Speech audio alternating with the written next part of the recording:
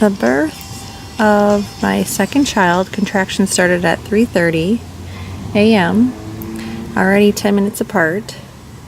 4 a.m., they're about 4 minutes apart, and I'd say my pain level was about a 3-4. Got to the hospital a little bit before 5, and they're about 2 minutes apart. And I got into my room at 5:15, and the first thing I said was, "Can I get an epidural?" And she's like, "Let's get to know each other first." I don't know what the heck that meant, but like within 2 minutes of getting in that room, I was bending over the bed in pain. And shortly after that, yeah, I would say my pain level was a 10. And finally at 5:45, I got the epidural, and oh my gosh, I see these videos of these women who they don't get epidurals, and they seem almost completely fine. Like, they clearly can handle pain better than because I was just curled up in a ball.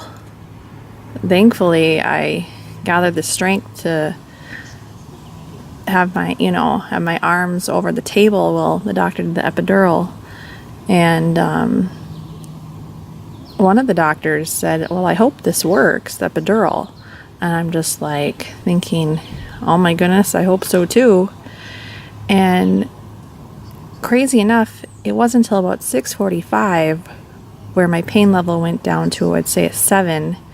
And it took till 7:45, so 2 hours after the epidural, I'd say my pain level, went down to a 1, where I could start pushing. Like, they wanted me to start pushing before that, but I was frankly in too much pain. I don't know. I couldn't even think, let alone push. I clearly just don't know how women do it. Once again, they clearly have a stronger threshold for pain. And then at 9:30, the doctor came in to do the vacuum assist. And then at 10 o'clock, she was born. I was Googling this, trying to figure out why the epidural took about 2 hours to work. So I mean, the doctor said that since I was so far along in my labor, that it might not work or it might take a long time, but I could not find anything on Google to back that up. So if you guys know anything about that, let me know.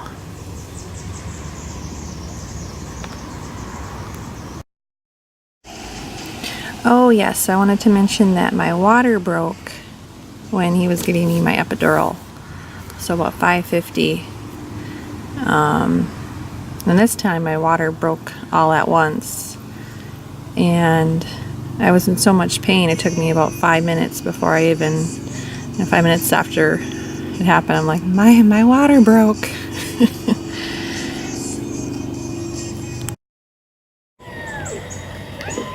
Here is what it looks like if you need an assisted vacuum delivery. There could be complications from it. Thankfully, both of my deliveries, there was not.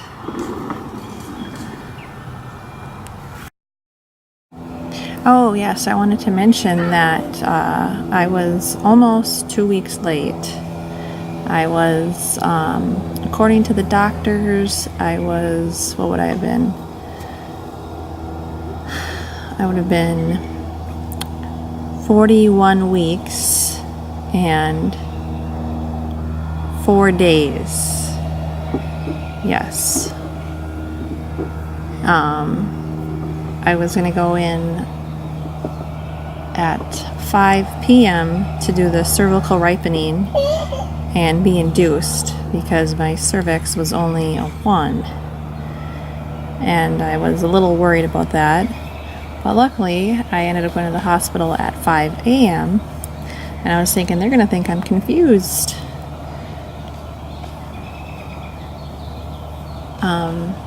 yeah, and then with my first delivery, I was 39 weeks and 2 days. And me, myself, I was actually 2 weeks late. My mother had to be induced, but she didn't have to get the cervical ripening. Not many people know about it, but there's a drug they give you, and then there's also a device they can use to get your cervix ready.